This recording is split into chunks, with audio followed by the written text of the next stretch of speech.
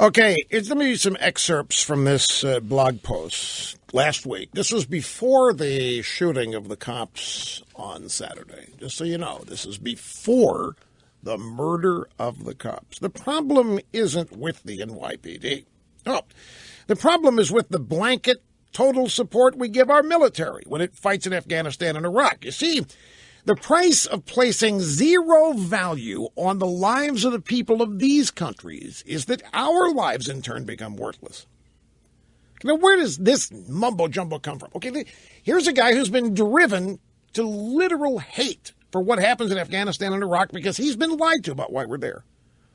And so when he hears that our Marines from John Kerry are rapists and terrorists, he just gets mad. Not my country, he says. It's outrageous. And he starts believing it. We're not in Iraq for our freedom. We're not in Afghanistan to fight al-Qaeda. No, we're there to wantonly kill citizens is what this guy thinks. That's what the price of placing zero value on the lives of the people of those countries means. He says what goes around comes around. You reap what you sow. There are dozens of adages and fables that explain this phenomenon.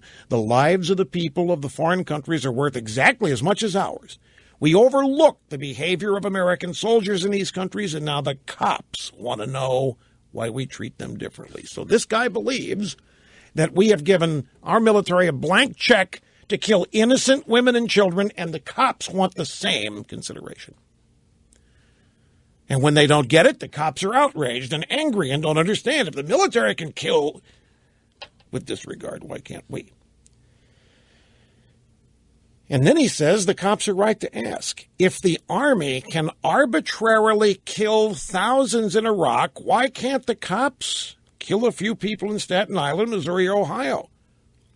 You support the troops. Why don't you support us, the cops ask. Has anybody ever heard a policeman make this argument? Have you? Has anybody ever heard a cop say, what are you getting mad at us for? You praise the military, they kill thousands of innocent people. What is this? Arbitrarily kill thousands in Iraq? But there's an answer. You see, we made a mistake, and now we understand. We have to unwind this. We have to tell the police that they are us and we are them. When they kill us, they're killing themselves. Eric Garner was a real person with a life, a family, clearly had ideas. He felt entitled as an American to be left alone by the cops. So he's breaking a law. Yeah, it happens. There's no way what he did justified the penalty. The people who killed him must pay for what they did so that everybody in a position of similar power understands that we don't tolerate murder even if you have a badge, or the support of the police has limits. Here's the net.